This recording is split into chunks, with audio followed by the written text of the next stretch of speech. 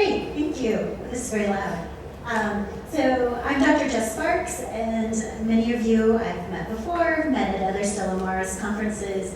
So as always, it's a pleasure to be here with you. So as we heard yesterday, building off a lot of our colleagues talking yesterday, we know that we have a major problem in fisheries with working conditions in general. So the International Labor Organization estimates that at a given moment, 128,000 fishers globally are likely to be working in conditions of forced labor. We also know that this number is likely a huge underestimate. Now it's going too far. And when we talk about working conditions, we heard a lot yesterday about the more severe end of the spectrum. Things like forced labor, slavery, human trafficking. We talked a little bit about ILO Convention C-188, the Work and Fishing Convention, which of course helps us regulate decent work. But there's a lot of things in the middle. And I would caution that if we just focus on forced labor, we tend to normalize really bad practices that are not decent work. So a lot of times that may be things that are in violations of labor laws or violations of normative labor rights, but they don't reach that threshold of forced labor. So it might be something like excessive working hours, unfair wages or wage discrimination from different nationalities, etc. Sorry, it's very sensitive.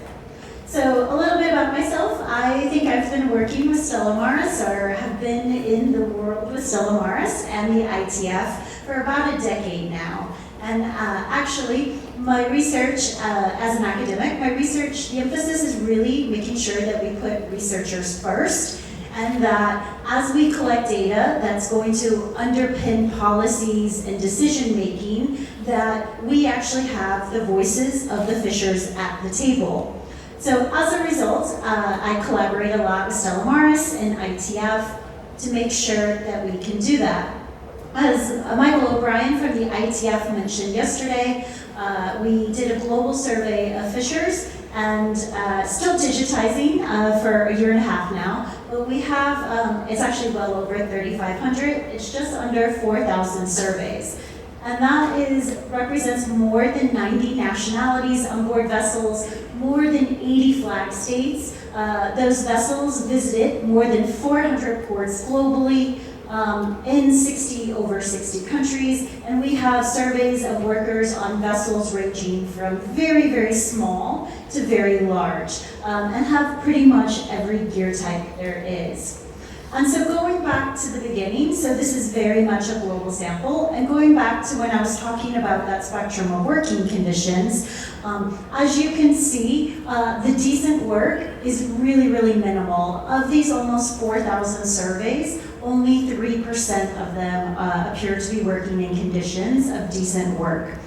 And on the other end, we have about 9% that are in the really egregious. But what you see is this middle. So things like withheld delayed wages, wage discrimination, etc. So things that might not reach that really high threshold. I think we were talking yesterday about how difficult it is to have evidence of control in particular, and I apologize, I forgot who mentioned that in the audience. But I would agree, it's a huge issue. That threshold of forced labor or modern slavery or human trafficking, depending on the country you're in, can be incredibly high.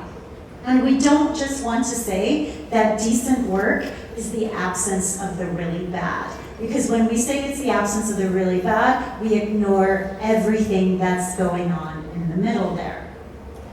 So that's my setup to talk about, so what is happening with climate change and environmental change, and how does that impact working conditions? We know that we're starting from a baseline where we already have really poor working conditions. So now what do we anticipate happening with climate change and environmental change? So a couple things I think is really important to know about climate change and labor is we've sort of been slow to bring labor into the climate change discussions, which of course has been led by unions. But what is really interesting is at the international level, so at the ILO, the UN, in certain national policies, we're starting to see recognition of climate change on what we call outdoor workers. But never once have I seen fishers included in outdoor workers. So what is happening in terms of trying to anticipate and prevent negative effects of climate change is focused on construction workers, agricultural workers, and typically workers in factories where they have poor ventilation. So like fishing, these are low-wage jobs that are predominantly worked by a migrant workforce, very vulnerable to things like forced labor, but fishing has been really absent from the conversations around climate change. And why we're worried about that is because actually fishers they experience climate change in two ways. So there's the direct effects of climate change, which might be things like heat stress as they're working outdoors. And then they also experience climate change indirectly through effects on the fish. So that is going to be different from someone who, say, works in a factory, like a garment factory, because they have the direct effects, but that's not coupled then with the indirect effects. And we heard a lot, I think it was Michael again, was talking about RFMOs and fisheries management. So we know that with climate change, fish, they are changing where they migrate. So we have changes in the range of fish. We also have changes in the size of fish. And we also know as climate change actually impacts the environment that fish are in, that it can also make them smaller. So you may actually have to fish longer to maintain the same weight of your yield. So in this big global survey that we did with Stella Maris and ITF, we did not directly ask about climate change, but several fishers in some responses, started talking about the effects that they are already feeling. So it is really apparent to me that fishers are already experiencing the effects of climate change, and we're not, or regulatory context, we're not recognizing them, nor are we prepared to help prevent these negative effects. So the two biggest things that came out were storminess and heat stress. So with storminess, we know with climate change that storms are more frequent and more intense, and we know that that is causing personal and vessel accidents, greater injuries at sea, but also in port. Yesterday we started talking about immigration and how immigration intersects with all of these issues. So in particular, there are countries where migrant fishers don't have an immigration status. That would be places like the UK, where they work on a transit visa, in the United States, where they have no visa, Gulf Coast states, we also see this. And so the fishers live on board the boats the entire time that they're there.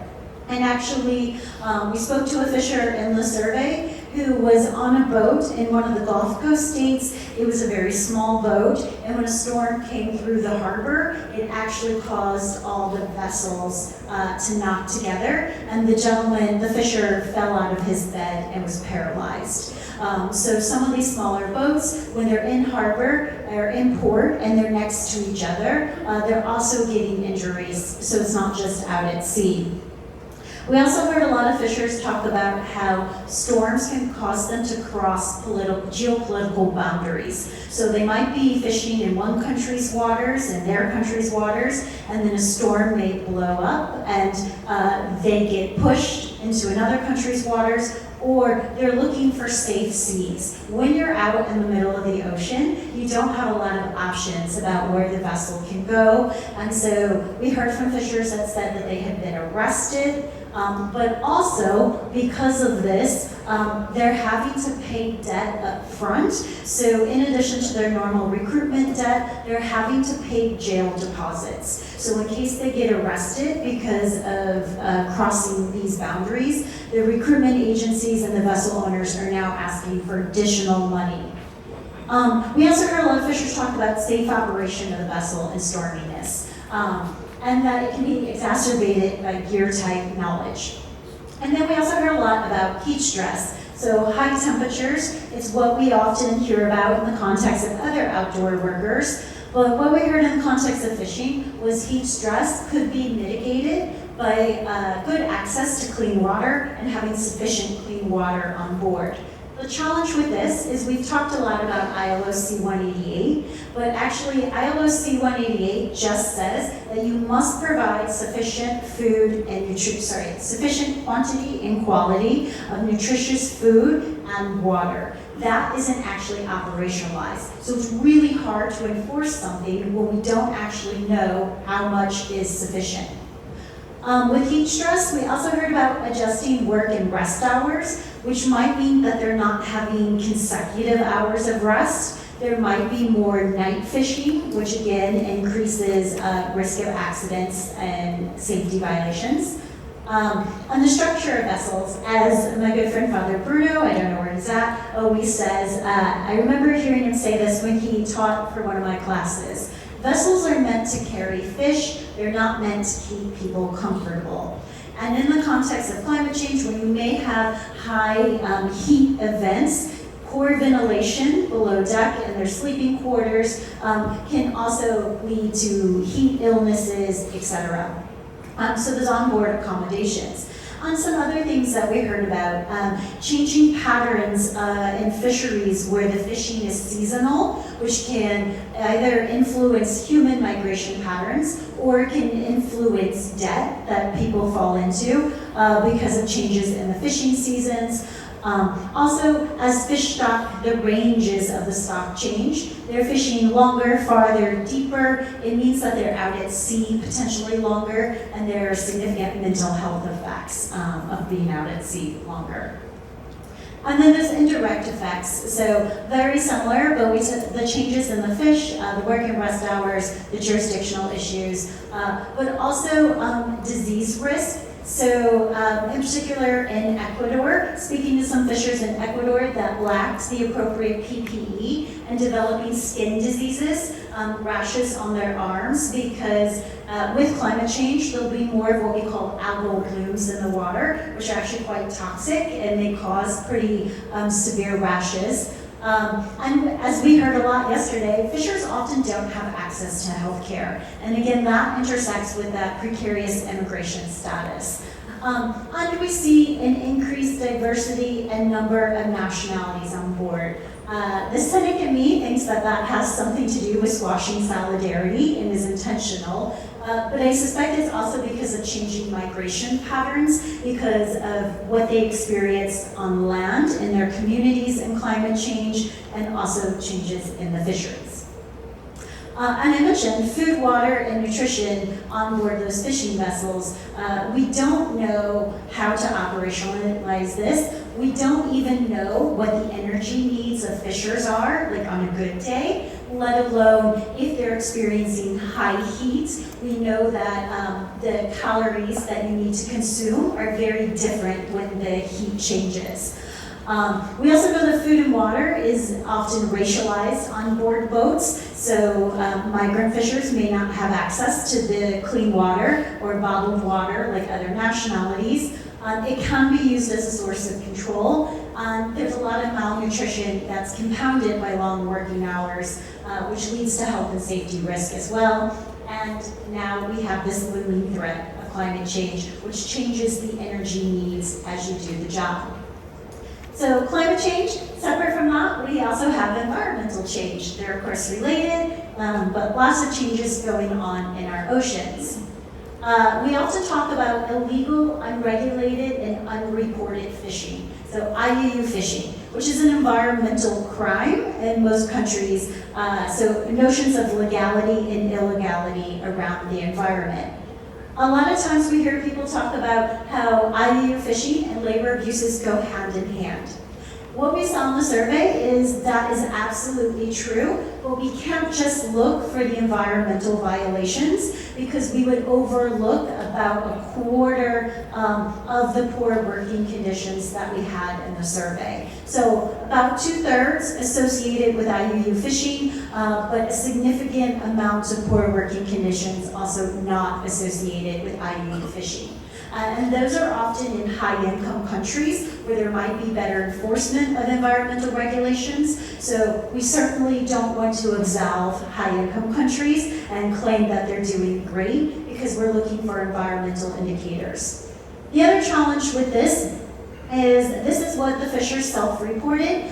So illegal dumping and pollution was actually the #1 thing that they reported. So about 2/3 of fishers reported that the vessel that they were working on was engaged in that element of IUU.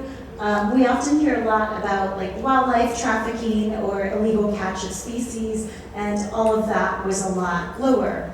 But it's really risky for fishers to talk about this. So first of all, this is self-reported. The other challenge that fishers experience is in some countries, the environmental crime is prioritized over the labor abuses. So we know that sometimes fishers have been arrested and charged with environmental crimes, which were prioritized over their own safety. There's also a typology of forced labor called, it just went out the window. Forced criminal exploitation, where we force people to engage in different types of crimes. In this case, we often hear a lot around drug trafficking, but in this case, they're being forced to engage in these illegal environmental activities. And like I said, self-reporting is unreliable because it is really, really risky. Sometimes they just don't know. They don't always know where the vessel is fishing because they don't have agency over where the vessel is going. And sometimes they're putting themselves at risk. And also, with that precarious immigration status, we know that if they report that something is happening and the vessel is detained, if they don't have a status to work in that country, they're often going to just be sent home without the wages they were expecting. Something else I think is really important to point out is in the study we looked at transshipment, which is unloading fish onto another vessel out at sea rather than coming into port. And we often hear that transshipment is really bad. It's bad for the environment. It's bad for workers. And we certainly saw that it was associated with really poor working conditions. It was also associated with really good working conditions. And that's because some of the big reefer vessels, carrier vessels, they are larger and they may have Wi-Fi on board. If you're out at sea for a year at a time and you're getting tired of looking at the same people, you can walk around the reefer vessels sometimes. So transshipment is complicated because it was also in some cases associated with very good working conditions. And we've seen this intersection of conservation and environmental efforts and how those harm workers. So we heard a lot yesterday about corporate social responsibility. Myself and Chris Williams from the ITF have a series of work that we call workerless social responsibility, because a lot of these initiatives are intended to benefit the vessel owners, the employers, and the retailers, but they really have no benefit for workers. So yesterday we heard a lot about fishery improvement projects. I think all of the representatives from the fishing industry talked about how their boats were participating in the fishery improvement project. So fishery improvement projects are voluntary, and they allow vessel owners and employers to have a premium access to the market. So retailers say, if you participate in this fishery improvement project, we will give you a special price and you can sell your product here. So it's about access and a premium. But there's no benefit to fishers, and in fact, these started as an environmental initiative, and labor was an add-on several years later. And so what we actually see is that fishery improvement projects are fair washing. They're basically invisibilizing the labor abuses that are ongoing. So I have several case studies now, but this is a case study from the UK Nephrox fisheries, so it's a prawn trawler. You can see that there are 450 vessels in this fishery improvement project, but we had numerous vessels with delayed, withheld wages. excessive work hours, etc. And most importantly, we combine our own data with government data, and these are all cases of forced labor that are being investigated. So we have 14 cases of forced labor being investigated under the Modern Slavery Act and human trafficking in the UK. And the fish caught by these vessels is being sold as socially sustainable, as having been corporately approved as a socially responsible fishery.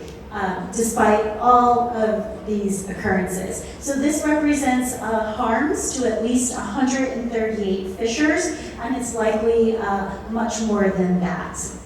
So vessels basically, they get the benefit when they participate in these voluntary environmental initiatives that have added on social elements. They get the benefits, the retailers get the benefits, and the workers are left with basically nothing.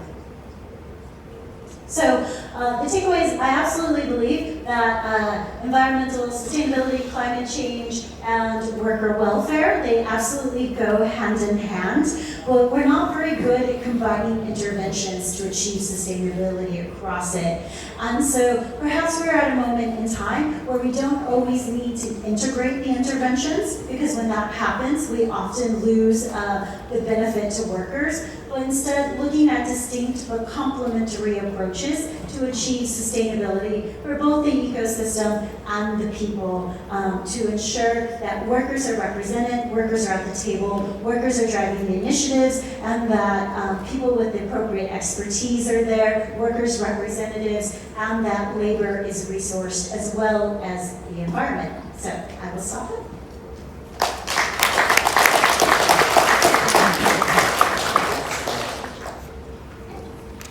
Thank you very much, Jessica, and thank you for keeping to time. We've got time for a couple of questions on what was a very full presentation and very detailed. Gentleman there, could you say who you are, please, and where you're from? Yeah. Gentleman in the blue shirt. Microphone? Oh, sorry, yeah. We take the microphones, please.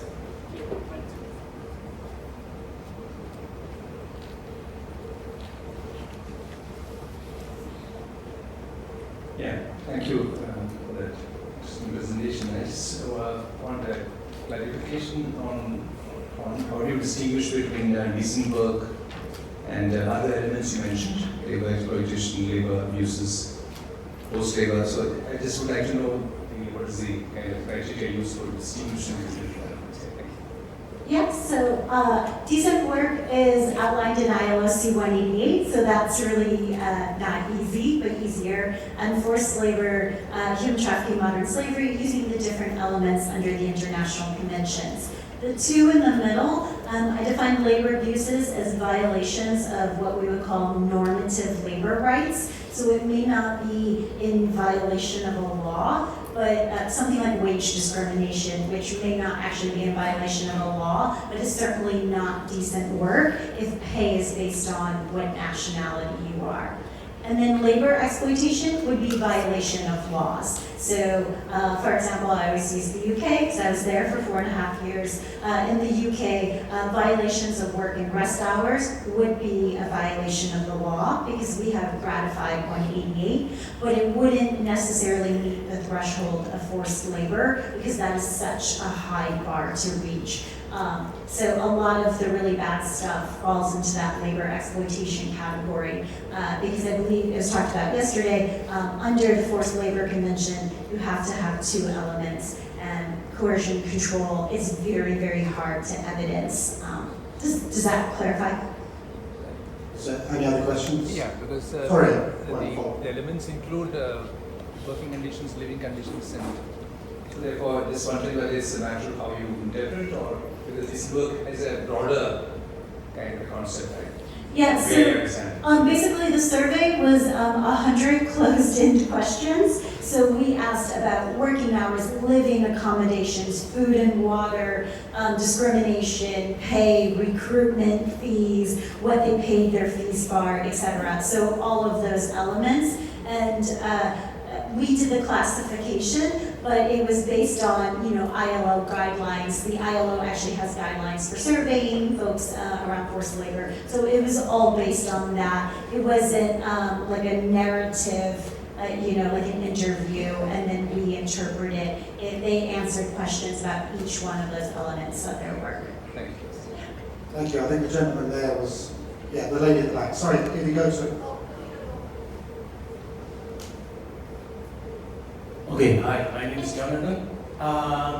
If I get it correctly, you are conducting study in 60 countries, right? And you explained that there are possibilities of IUU forced labor exploitation in everywhere of this sector. And yesterday we had the opportunity to listen to the Taiwanese government, and it shows that there are about 82%, 86% of compliant rates in Taiwanese industry, right? So I'm wondering, do you include Taiwan in your research, and how you compare your research with the Taiwan situation? It seems like you are contradicting each other here in this room. Thank you. Yeah, so we definitely have fishers on Taiwanese vessels in the study sample. We have both fishers on the coastal fisheries and fishers on distant water vessels that have traveled to different ports, because all the fishers were surveyed in ports, or they were surveyed when they returned home to their home countries. And I can't speak to the numbers for Taiwan specifically without having them in front of me, but as you saw, we only had 3% of the sample working in conditions of decent work. And those, there were not, it was largely driven by Argentina, which is highly unionized, and working with the ITF, we had a sample from Argentina. So I would say this data disagrees with that. It's certainly not decent work, and it ranges from those labor abuses to labor exploitation to forced labor. Again, only 3% of almost 4,000 were working in what I would call truly decent work, and we define decent work by the elements of ILO C-188. So work in rest hours, etc. So thank you very much, Jessica. We're going to have to draw it in close to there. I personally have benefited from the work of Jessica in the UK. She's around all day, so if you've got any questions, I'm sure she'll be there to answer them. So thank you very much.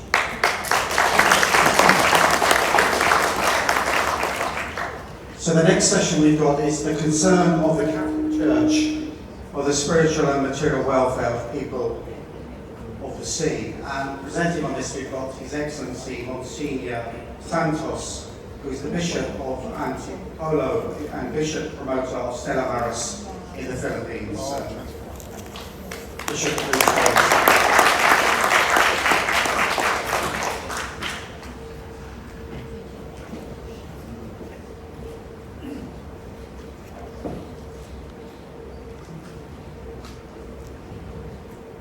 A very blessed and grace-filled morning to you all. It is an honor and a privilege for me to be here today as a speaker for this conference. This is an opportunity for us to show how much we care and are concerned with the well-being of our fishers, seafarers, and their families. We are united with them. It is our solidarity to walk with them, to watch over and work for them, to promote their rights, to protect their lives and those of their loved ones, as we always pray for their safety, successes, and sound health. Our mission at Stella Maris in general, and in particular the Philippines, is to promote the integral human development of the people of the sea, regardless of religion, race, and culture. Since it was established, we have provided pastoral care and programs and services among our many seafarers and their families. Initial numbers for 2023 have shown that there are approximately 579,000 sea-based overseas workers from the Philippines, about twice as much as the year prior. This makes the Philippines one of the primary sources of seamen in the global shipping and transport market. The large population that this sector represents consequently equates to a growing concern for the spiritual and material welfare of the people of the sea. Therefore, the demand for the apostleship of the sea, Stella Maris, increased. Our seafarers are our key workers for the growth of local and global economy, playing a vital role for the transport of material goods, medical supplies, and mineral elements. The past decades were marked by some of the most important domestic and global events. We have been overwhelmed with economic crisis, political chaos, natural disasters, wars, and most recently, pandemic. Providing pastoral care to seafarers, fishermen, and their families, regardless of their race and beliefs, have always been at the very core of the missions of Stella Maris, in general, in particular, our country, the Philippines. Some of the common challenges identified have already been addressed are inadequate number of Stella Maris offices to better serve the growing number of seafarers, distance and accessibility in reaching out to different far places with a large population of seafarers and fishers can be difficult. Financial constraint resulting in workforce shortage and less available resources in Stella Maris offices. There's also a lack of volunteer workers. In some cases, chaplains had to multitask due to other assignments and ministry like being a parish priest. Next, local government units and agencies believe the seafarers' families are financially independent. As such, these families are getting minimal support from them. To address the above challenges, several strategic plannings have already been conducted, supporting the seafarers in their right to fair remuneration, appropriate onboard accommodations, and safe working conditions, and non-discriminatory treatment by advocating and working with other organizations. Also, there are signed agreements with government, non-government, and international organizations for collaboration in providing support to the programs and services to the seafarers, fishers, and their families. Currently, since Stella Maris Philippines is only present in 15 dioceses out of 70 in the country, there is difficulty in reaching out to different places with a large number of seafarers and fishers. We aim to establish new Stella Maris centers in other dioceses and prelatures to continue providing pastoral care to more seafarers and their families. Likewise, an expansion of international networks in the maritime world would create a positive impact. We are committed to generate financial resources to carry out programs and services in order to address the issue of lack of volunteers and paid workers due to financial constraint. It is vital that there is a continuity of implementations of these programs and equality of access to services that are already available for those in the maritime industry. These are ship and home visitations, hospital visitations, financial literacy programs, social entrepreneurship, case referral, and information drive. Seafarers come from many different nationalities and represent a wide range of religious and spiritual beliefs. The church's role, not just locally but globally, goes beyond the material welfare of our seafarers. More importantly, it involves spiritual nourishment and pastoral support for their growth and upliftment. Programs and services in place are chaplains, visitations of ships and saying holy masses on board, retreats and recollections, value enrichment for seminars, and religious faith tourism. The Church best exemplifies what the true disciples of Christ means in ministering to the needs of the people of the sea. We continue to serve as a voice for those who are voiceless.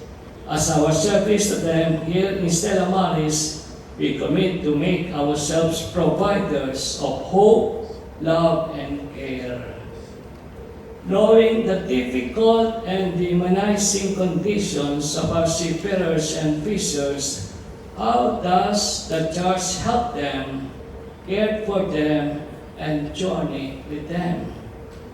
We cannot do so simply with ideas, symbolic acts, or slogans. The only way is through actions. And these actions should be more visible and tangible from the countries who welcome or receive the people of the sea. And what are these three actions?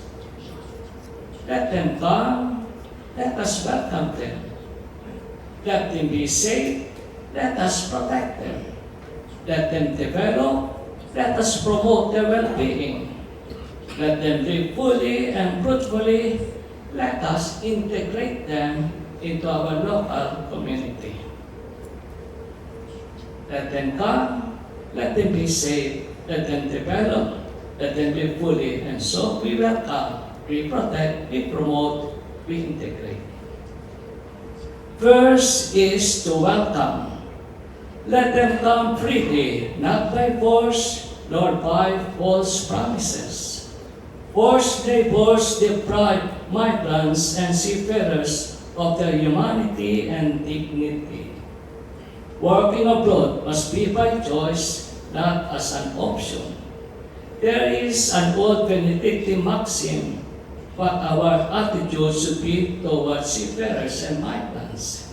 It is, venit hospes, venit Christus. That is, when a guest arrives, Christ comes. When guest arrives, Christ comes. Seafarers are not commodities. They are not for exports, nor just as sources of remittances. As the book of Genesis stated, and so God created them, the human beings in God's images. In the divine image did God create the human beings, male and female did God create them. Chapter 1, verse 27. Thus, as in the image of God, all His creatures must be loved, to be respected, and to be treated good like God. Second is to protect. Let them be safe, not threatened nor exploited. This is to ensure that their rights are protected and their dignity respected. A seafarer is a person. He has feelings with emotions and history. He is not a number. He is not a label. He is created by God, gifted by God, with specific talents and individual skills.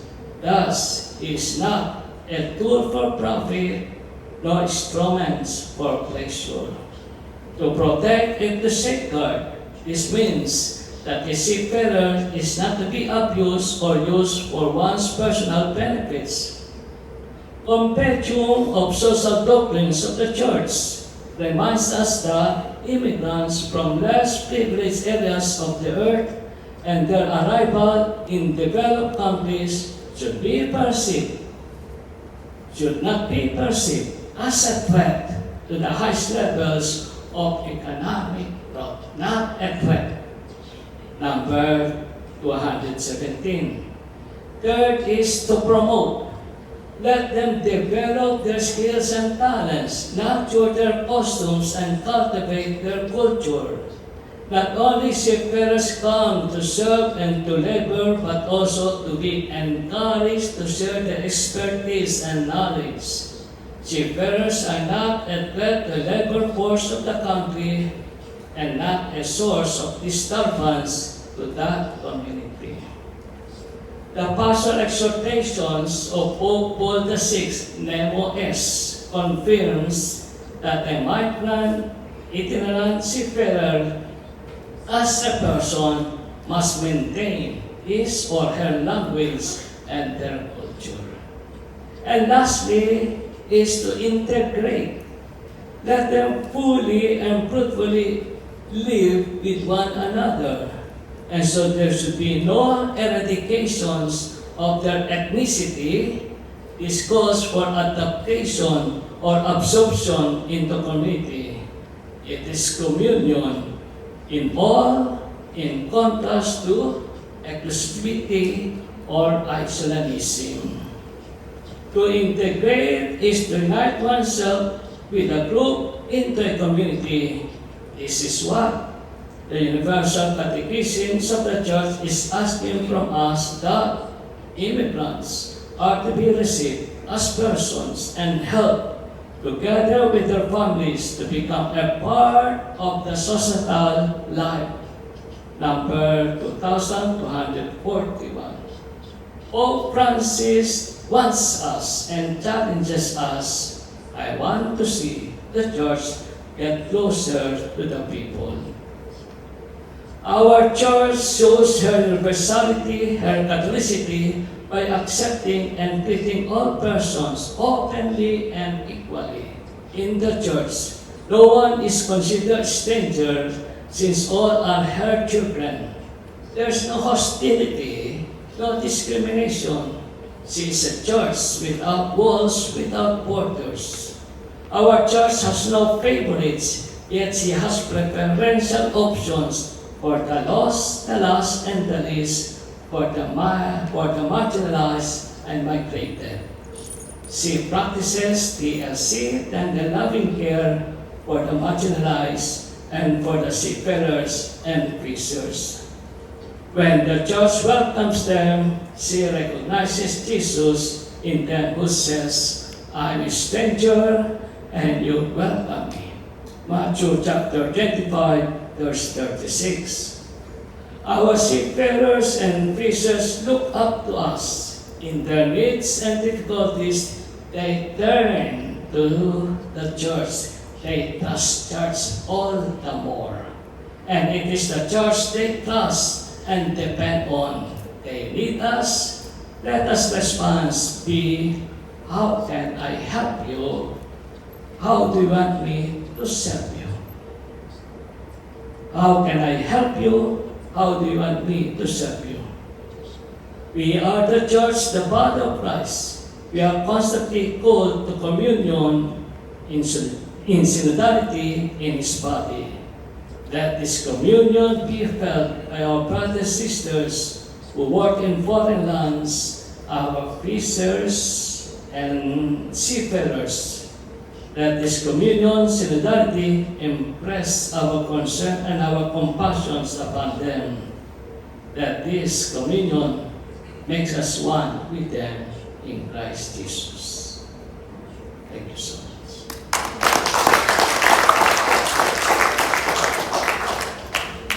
Thank you, Your Excellency. What an enlightening presentation. I'm sure there's plenty of questions for you.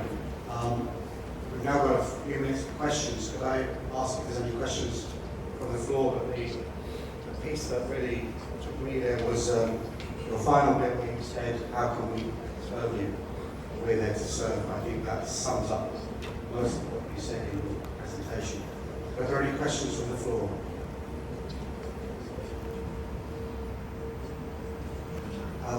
If not, then can I start with a question, which is, that service that you speak about, how would you see the church can best deliver that? You've talked about many things, but in the practical terms, where do you see Stella Maris, and particularly you at the front line in the Philippines, but talking to, say, someone from me who's from Europe, what would you suggest we do?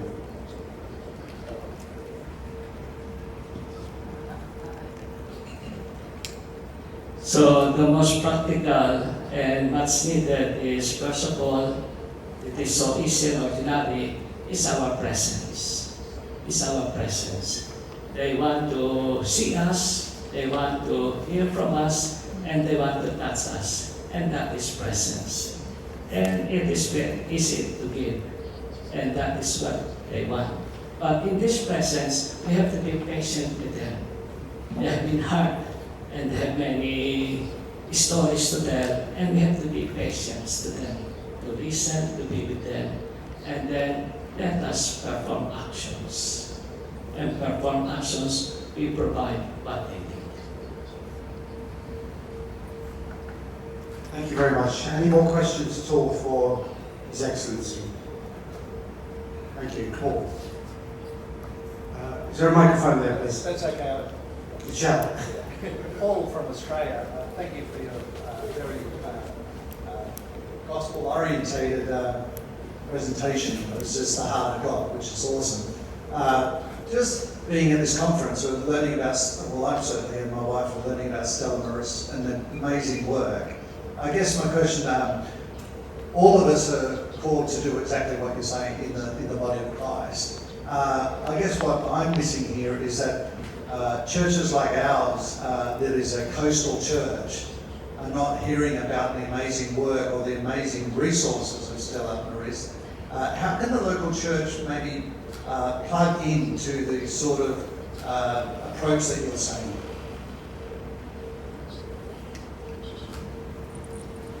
So the church that they want to be, and the church that we have to be present, is the church that is always watching over them, always walking with them, and always not only watching, not only walking with them, but making a difference to them.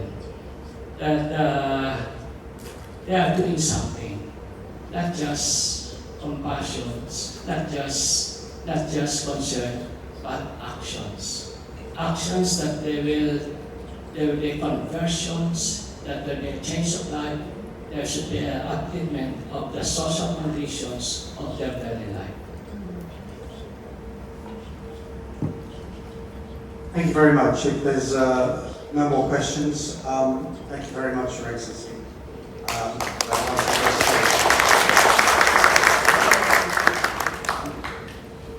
The next session is quantifying the true human cost of fishing. And to present on this, we've got Eric Holliday. Eric is a marine engineer by trade, working on tankers, bulk carriers and container vessels for many years. Now he works as a consultant to governments on safety and has worked across the world in Australia, New Zealand, Europe, the United States and Canada and elsewhere. So over to you now, Eric. Thank you very much.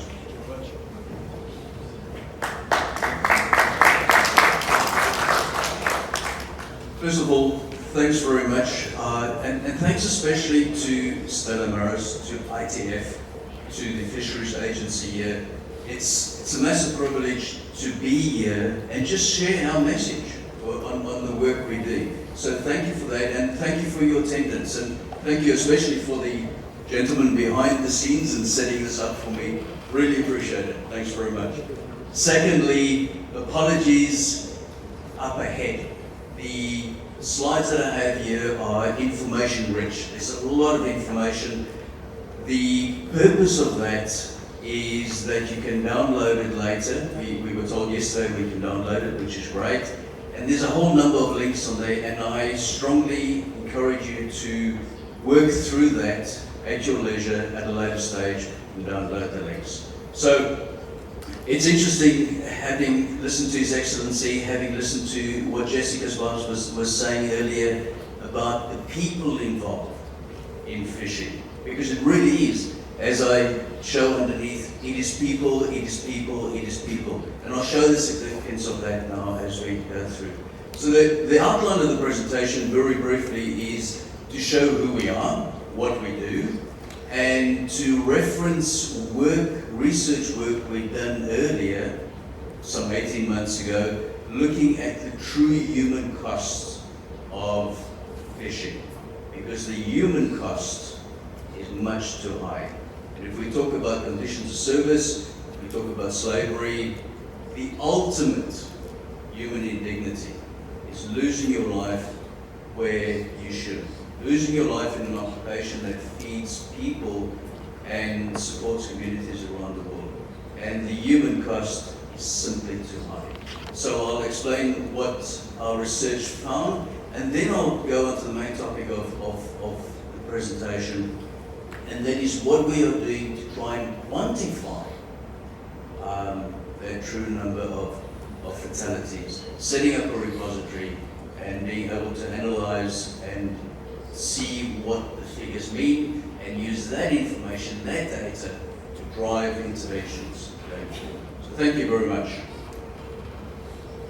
So the Fish Safety Foundation, we an international NGO, and our primary focus has been working on capacity development, working with communities around the world, setting up educational systems, promoting safety, and we do that around the world with all communities, with big commercial fishing companies and sectors around the world. But our main focus is on the small scale artisanal fishers of the world. And that's where the work is mostly needed. As you can see there, we work around the world, and you can see by the red circles the areas of the work of the world that we've worked in recently, and just a number of initiatives. Again, please go onto our website. The full details are listed there. But essentially, the stars on the map there represent our associates around the world, and we have those in Taiwan as well. And generally, we work all over, and we firmly believe that you have to be out there to make a difference. So whether it's conferences like this, which is critically important, or whether it's being on the ground with fisher folk in Bangladesh, in the Caribbean, in the Pacific Islands, whether it's presenting in China at conferences, or working with the IMO in London, those are all parts of what the work is. It's not sitting behind a desk, it's being out there making a difference. I said I'd reference the work that we did in the research, the 100,000 fatality figure. And you might have heard that figure bandied around yesterday, and it's great to hear a figure that we researched being referenced. That's nice. But ultimately the figure, whether it's the 24,000 that we've had from that was originated by the ILO back in 1999, or whether it's our 100,000, any fatality is a fatality that's too much. So the figure, thanks, Valerie. So the figure is the figure, but it's simply to pressurize all of us, whether we administrations, whether we are part of the UN system, whether we associations on the ground, whether we companies, whether we consultants, to do more. Now, again, the links are on there to the research we done, and there's a whole bunch of information over there. But ultimately, what we got beyond the number was simply two things from our research. One is that the number of fatalities in global fishing is very much higher than was previously believed. And secondly, we actually don't know just how high it is. Hence the reason for the work we do. Now, just a quick word on numbers. Numbers could mean anything. In fact, I come from a maritime background. My initial career was at sea as a marine engineer, studying the commercial marine. Now, one of the things that had an incredibly important part on merchant shipping safety was the Titanic. We know the story behind the Titanic. 1,500 people died in 1912 when she hit an iceberg, and a number of those people lost their lives, as I said, 1,500. Now, what does that mean? Well, in terms of maritime safety, it meant that within 2 years of the Titanic sinking, we had SOLAS, Safety of Life at Sea Convention. But it also means is that when you look at that, that is the equivalent to 100,000 fatalities. Titanic, we lost 110, 112 years ago. This, we believe, represents the number of fishes killed every single year across the world. Numbers are powerful. What we also found out in our research and what we looked for was what are the drivers behind some of these things. And Jessica was speaking about climate change, environmental change, and we found exactly that. It has a massive impact on fisher fatalities. In fact, we believe that fisher fatalities are increasing every year because of these factors, whether it's climate change, sustainability, governance, poverty, IUU fishing, safety, piracy, all those type of things. I was asked the other day, how do fishers die predominantly? And my answer was quite simple. The vessel sinks or the vessel burns, somebody falls overboard, they get tangled up in machinery on board, or they die in enclosed spaces, or they get killed by a hippopotamus in Africa, or they get killed by a Bengal tiger in Bangladesh, or they get killed by another fisher with an AK-47 somewhere in the world. These are all the ways that fishers die. So, what are we trying to do? We're trying to get a figure, we're trying to get data, because data will allow us to pressure the authorities more, will allow us to make sure that our interventions are correct, will allow us to raise more funding money so we can implement these implementations around the world. So the Fisher Project is the Fishing Industry Safety and Health Event Reporting. We are setting up our foundation, the Fish Safety Foundation, is setting up a global repository and the means of collecting data about accidents in fishing. And we do that through a number of initiatives, and I'll just touch on those initiatives as we go through and as we have time. Now, the Fisher Project, we've been busy for about 5 years on this project, and we started it simply because there isn't an international one database where people report accidents to. There simply isn't. In our merchant maritime industry, we have those UN-mandated reporting systems and databases. In other high-risk industries, aviation, medicine, nuclear, anything else, we have that. In fishing, which is arguably the highest risk industry of all, we don't have anything. And in the absence of, I guess, UN bodies doing that, we are now busy setting that up. But having embarked on this path, we've actually been having some successes with getting the UN agencies interested. And at the latest COFI meeting back in September 2022, there was agreement, or there was a request from the COFI committee for the FAO to take the lead in the establishment of a repository for fishing safety data and accident and mortality information. Interesting enough, in the latest joint working group, well, for those of you who follow those agencies, there's been an interesting statement which says that IMO is now being encouraged to collect information, to do the accident investigation, to set up a database on that. And then we've had some more updates with our own work and with some of the other work. We found it. Look, bearing in mind, asking a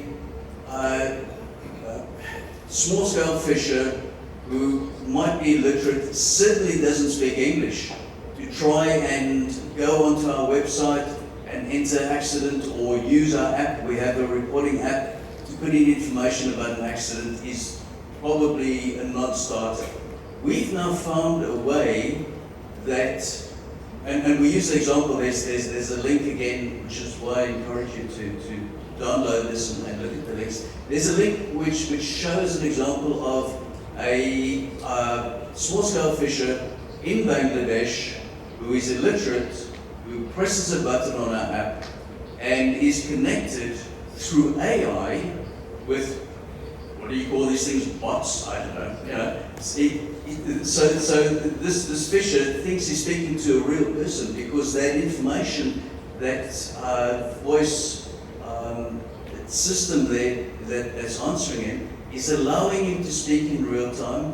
The bot is going back and asking him questions in his own language, so we can do it now in any language in the world, and taking that information, having a structured interview with him, taking that information, filling out our accident report form, and then sending that through to us. So we think we're getting to the point where there's an opportunity for every single person, provided they have the app, and we're doing a whole bunch of motion work around that, to start giving us information. So we do that. One of the other things we do in terms of raising awareness out there is on our webpage. And again, if you go onto that, click on latest fatalities, and there's an ongoing database of information we are sourcing just from media around the world and putting that on. And we quite simply will have something like Kenya, 1 missing, 1 dead. Here's the link to the information that we got it from. But again, it's raising awareness of the issue out there. And then we are in the process of signing MOUs with a number of organizations and governments around the world. And we've just signed an MOU with the Bay of Bengal program, which is an IGO looking at India, Bangladesh, Maldives, and Sri Lanka, to introduce our fisher program. So we can formally go out there and start working on this. So there's a lot happening. The context of all of this, and I won't go through all the numbers because we mentioned them this morning and yesterday, but the issue of the numbers of people involved in fishing, the importance of fish as a sustenance for the world's millions out there is incredibly important. And we know some stuff. You know, we started off from this point over here, looking at the 24,000 figure that the ILO had put out, an updated figure from the FAO, our figure of 100,000 plus. That was setting the context, but a lot of that we simply don't know. We know even less about the occupational health side. Somebody mentioned, Jessica, I think you mentioned this morning about the occupational health issues faced by fishers around it. We have no data. And the bottom line with all of this is we have no data. So the work we're doing is looking at data, all the other issues involved in fishing, whether it's compliance issues with sustainability, whether it's IUU, human rights abuse. In New Zealand, we have, as I had on the first slide, we have a saying among our local Maori population, the indigenous population in New Zealand. A very interesting and very thought-provoking statement. And in English it says, what is the most important thing in the world? The answer to that, it is people, it is people, it is people. In Maori, that is hei tangata, hei tangata, hei tangata. So, yes, we're looking for numbers, yes, we're looking for data, but the reason we're doing that is because of the people involved. So the origins of our Fisher project go back a while. In 2009, the FAO had done a really interesting study, and they come up with exactly what we found, that there was a lack of accident reporting, there was a lack of information, and there was a need for global database and repository to put all this information together. The thesis of that was tested. We had also at the same time been working with Lloyd's Register Foundation on some work, and all this was premised and based on the original 1999 work that the ILO had done in terms of fisher fatality numbers. And we wanted to then update that. We had no idea how many fishers died because their boat sinks. We had no idea how many fishers died because their boat burns. We had no idea how many, and we still don't have any idea, how many fishers are seriously injured. I mean, we're still working on trying to get the fatality numbers. We have no idea how many career-ending injuries there are at sea. We have no idea how many occupational health fatalities there are at sea. We have no idea whether somebody who chooses to be a fisher will die earlier than his counterpart who works ashore. We suspect the answer is yes, but we have no data. And we need to find that data. Because the reason why is the data so important? Because then you can find out how much it's costing your country, the industry, your village, the association, the sector. You can find out what are the causes behind the accidents. You can find out whether as governments the money and the effort that you're putting into fishing safety are the correct ones. And you can also look at what are the interventions needed to improve safety. Because we're not sure, because we have no data, we can't be sure that the interventions, the things we are doing to try and make fishing safety, or fishing safer, are actually the correct ones, whether they actually work. We don't know, we don't have data. And just think about this, every other high-risk industry has this data, uses this data, and has used this data positively to make a difference. So we talk about following the science. For instance, if the boats, if we find out from our data that the majority of fishers die because their boat sinks, or maybe we need to have a look totally at what is better material for keeping boats from sinking. Maybe that's the way to do it. If, for instance, we find that fishers are dying younger than their counterparts, as I said, maybe our funding should go into primary healthcare, preventing cancers, preventing stomach diseases, reducing stress, looking at fatigue, all those issues are there. If boats are being lost at sea because they lose connectivity, and I know it's a favorite and a really important issue that we're looking at in terms of connectivity, maybe our funding should be going into making connectivity, especially in small-scale fishing, easier and cheaper. Believe me, we've tried. It's an uphill battle. And maybe we should be using mobile technology more. Because the one thing that we do see, even in the poorest parts of the fishing communities around the world, is the mobile phone. And if that is the one constant that we have, then we need to look at connectivity, and we need to look at how we can make that better. And it might be as simple, part of the solution might be as simple as putting cell phone repeater stations on existing fads out there, just to increase the connectivity. And in that thing, we're working with another body looking at a search and rescue app, for instance, that would greatly help in saving lives at sea, called Rescue Zone. But again, we need connectivity. So, what is fishing? It's about capturing, recording, and analyzing data, a true accident data management system. Because without that system, without that data, without managing it, we simply can't do that. And going back again into what we did, we set up a letter of intent. We got IMO support, we got Pew Charitable Trust helping us, we got Lloyd's Register Foundation helping us. So we had this really strange and interesting relationship with the UN agencies. We work closely with FAO, with the ILO, with the IMO. And I think sometimes they hate us and sometimes they love us. And probably hate us because we're showing up and we're doing stuff and we're showing up how bad the situation is. And probably loving us because we're doing it for them. So it's an interesting relationship.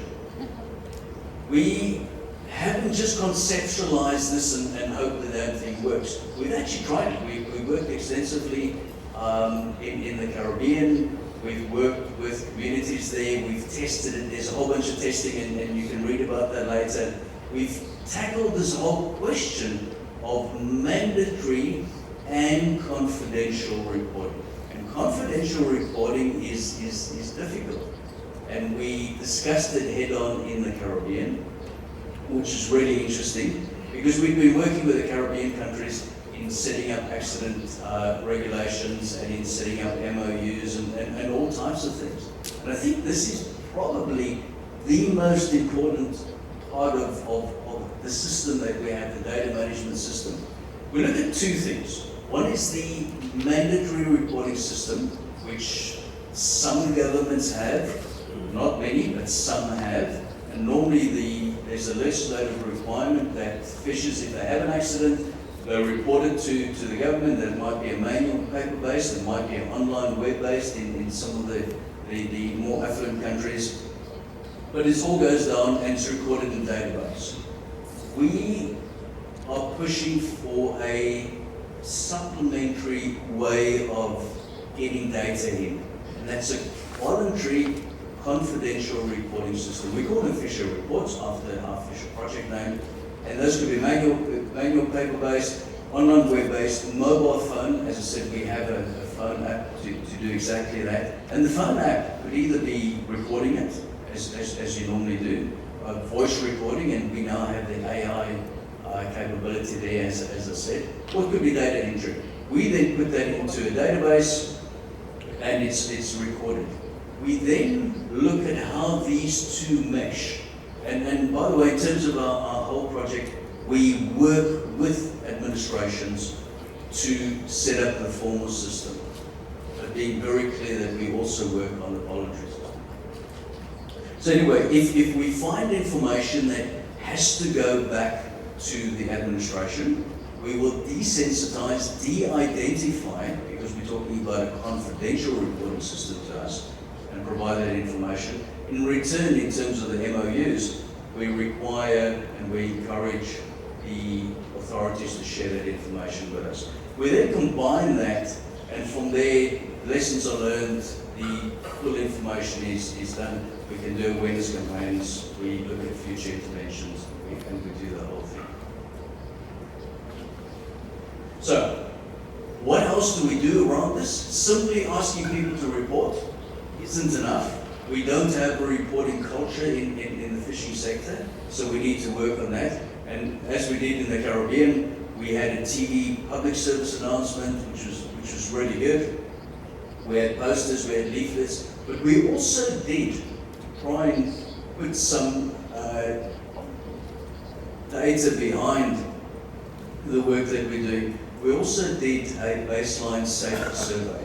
And the baseline safety survey looked at a random group of 100 fishers across St. Lucia, and we asked a whole bunch of questions, including their understanding of the reporting structure, whether to report accidents or not.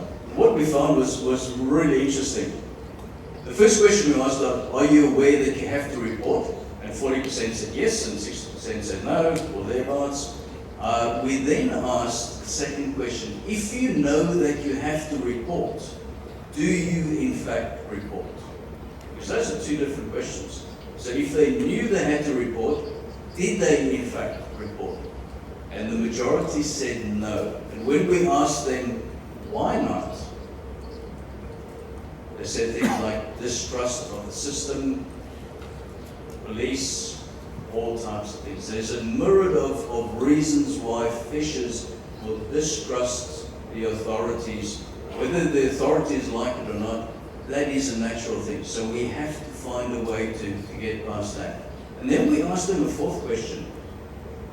If there was a voluntary confidential reporting system, would you use that? And more than 80% said yes, which was really encouraging. Confidential reporting systems are used, as I said, in other high-risk industries. We ourselves are ambassadors for the CHIRP and the Mars program, which is the maritime industry one. And the real reason why we do that is to get information out there and to spread the message about fishing safety out there and about safety out there. And I'm just running through the rest of this quickly. We can help administrations with setting up dashboards so they know exactly what's happening. We work with communities around the world again, going back to that introduction about being on the ground, working with communities, we found social media is a really interesting thing, and in the social media we connect and promote this through the Fishers' Wives group, through the family groups, because those are often the groups that have got the greatest power to start changing behaviours out there.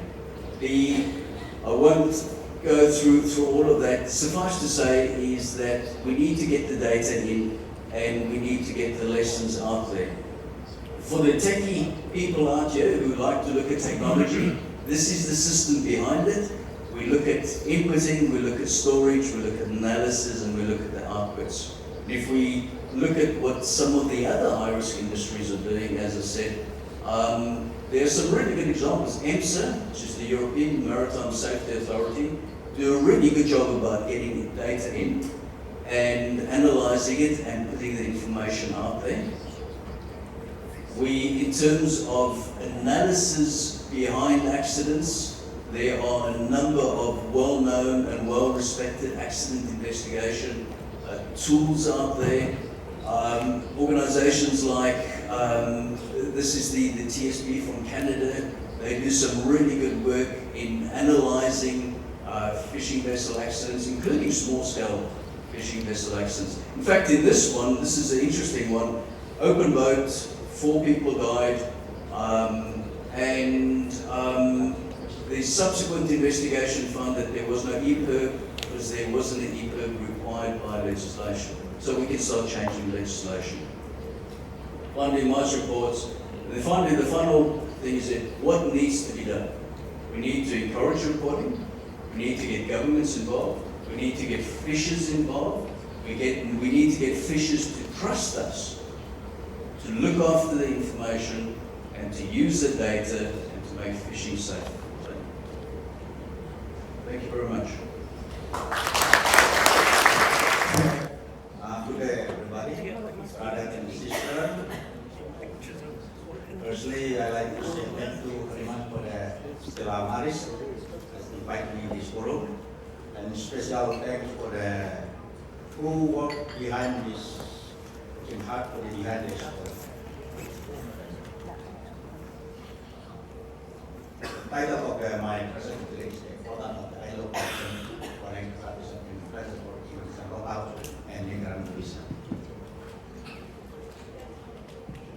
As we know, in maritime industry, we know 2 kinds of the vessel.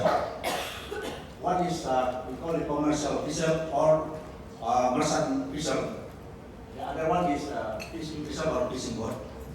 The people who work in the commercial vessel we call seafarer. Sometimes the people seamen. And then the who work in the fishing vessel we call fisher. These 2 kinds of the worker, they have the specialist charter with each other. For the obligation, who work in the fishing, in the commercial vessel, they covered by STCW 2010. Before is STCW 95, 75 and ratified to STCW 95. The last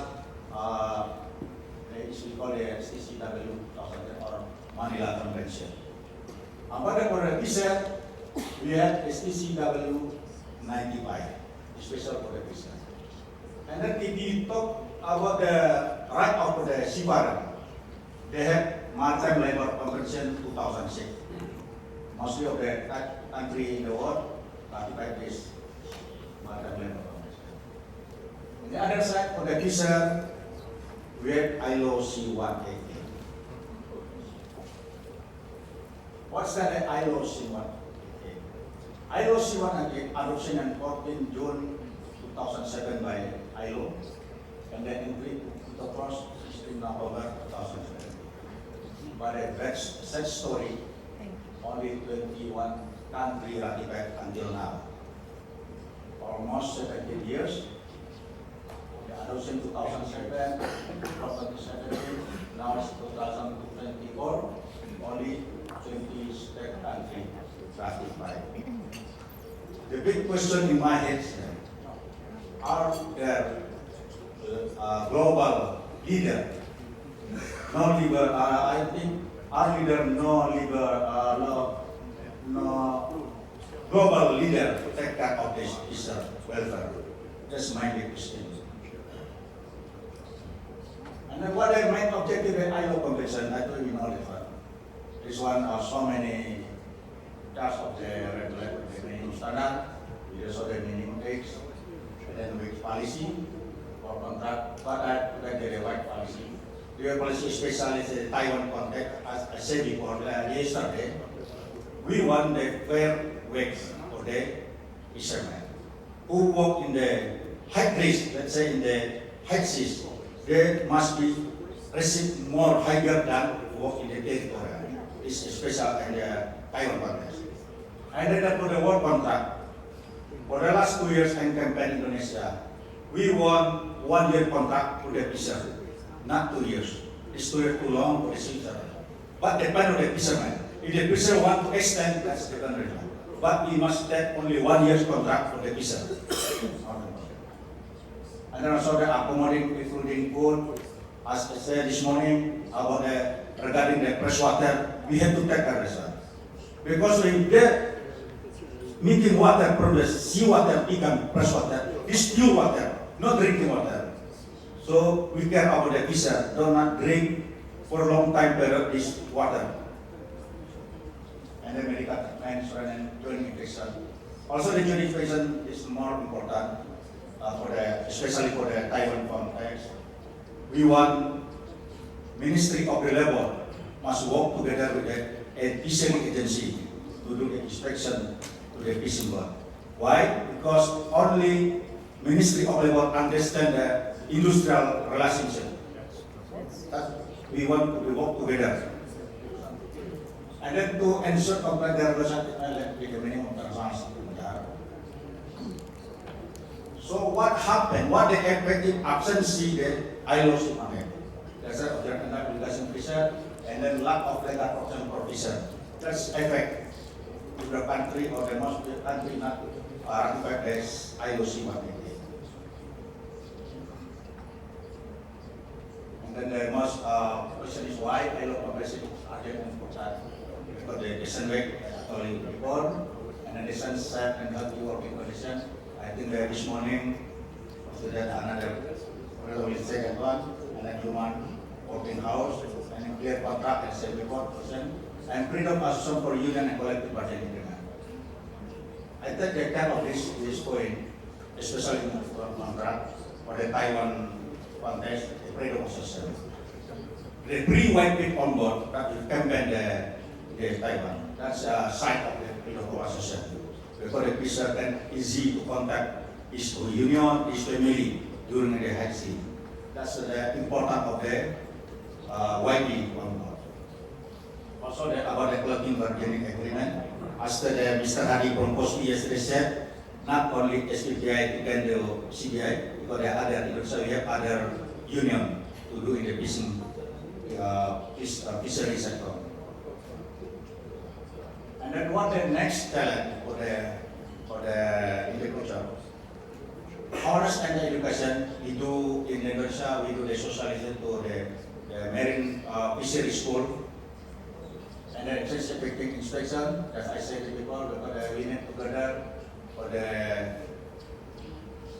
marine fishery agency and the Ministry of Labor work together to do inspection.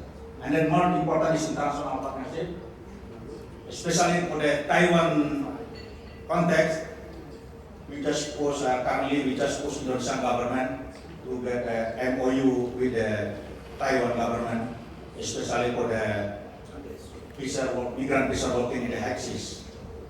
And then also the last month we came to the Taiwan to show the document we call as union agreement, and we submit to the Taiwan government, and then also we submitted to the Indonesian government.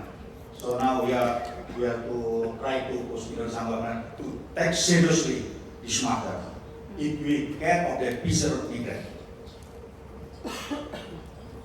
And then what after the president and the purpose of the operation is this one. But I think the last point to stand the main Indonesian foreign diplomacy legislation. If Indonesia ratified ILO COA, I think all the fishery product from Indonesia will accept to the American or Europe market. It's not important. Otherwise, they will say they've got the fishing catching by practice the labor, forced labor, or human trafficking. What are the other problem? We have initiative Indonesia. We make one group, we call it team. We call it Team 9 Plus. Our goal is how to push Indonesian government to ratify ILO COA as soon as possible. So in the Team 9, we have CSO, and then also the union. Here also they have the SDMI. We are together with the Team 9.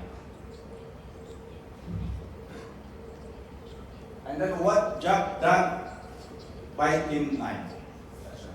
We doing the participatory research with the local Indonesian migrant research.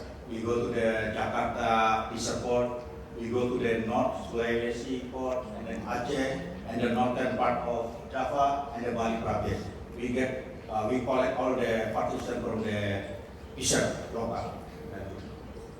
And then we go doing number of discussion with the Ministry of Labor, Ministry of Foreign Affairs, and then Ministry of Fishery Indonesia.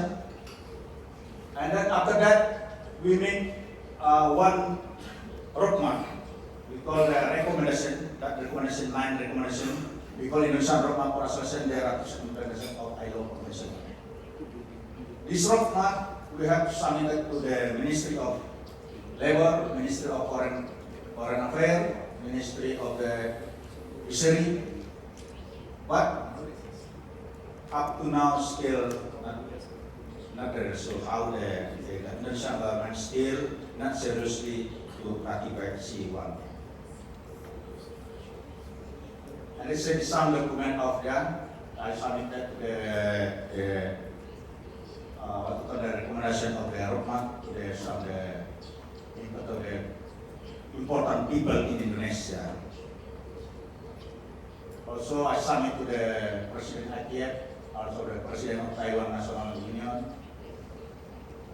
And then, not only that one, we also can sometimes we go to the street to campaign about this for the protection of the seafarer or fisher.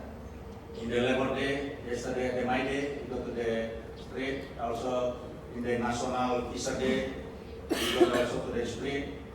And then the point is, we ask the Indonesian President to ratify CD188 as soon as possible. I think only that one, just short for this. But for the lastly, I need your support to take care of this fisher welfare. So if I say ratify ILO C1, just say yes. Okay? Ratify ILO C188. Yes. Ratify ILO C188. Yes. Thank you. Thank you very much for your presentation. Let's step here. In fact, we'll take questions at the end because there's one more speaker, so if you'd like to take a seat, we'll call you up for questions. The technical problems have prevented us linking up to the next speaker, so we're going to move on to the next union speaker, which is Ion Lumban from the Maritime Department Coordinator from Serikat Pura Migrant Indonesia, SPMI. So if you could join us here to present your presentation. I think your PowerPoint is there ready for you.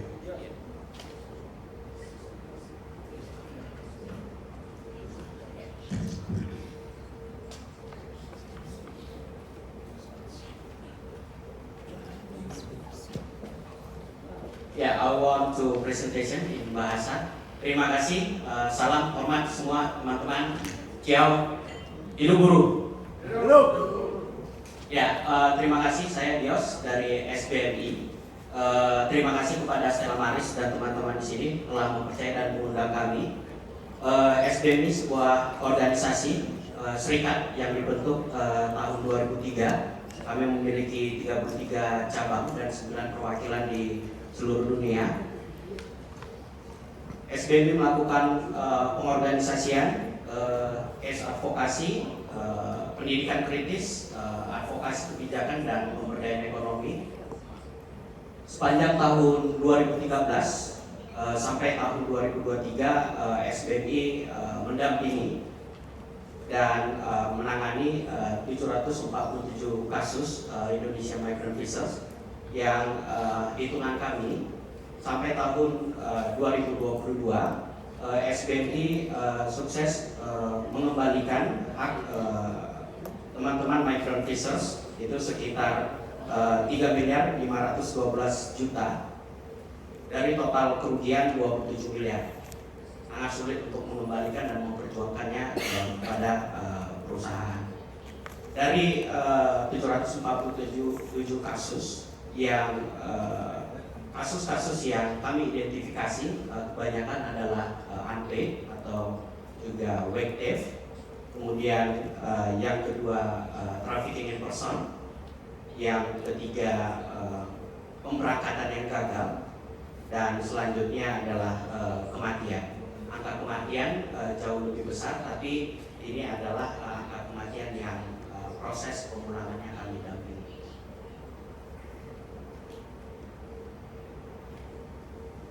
Ya, kemudian ini dari data kasus yang kami olah, penempatannya kepada port pelabuhan itu paling tinggi negara Singapura.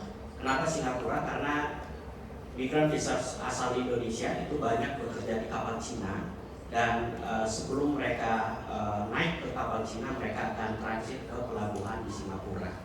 Kedua ada Korea Selatan, lalu ada Taiwan, Afrika Selatan, Peru, dan lain-lain. Masalah yang paling banyak dialami oleh teman-teman migrant visas dalam proses pemberangkatan yaitu ada kerja paksa dan human trafficking. Yang pertama karena belum adanya biaya standar naik hutan, gitu, terutama untuk migrant visas yang bekerja di laut lepas. Gitu. Tidak adanya standar ini menyebabkan agensi itu mencari peluang yang sangat besar, dan justru peluang ini dimanfaatkan untuk melakukan rekrutan yang sangat tidak adil dan memanfaatkan biaya-biaya dari AKP migran dengan banyak memanipulasi dokumen yang membuat migrant visas di Indonesia itu terjebak dalam jeratan hutang.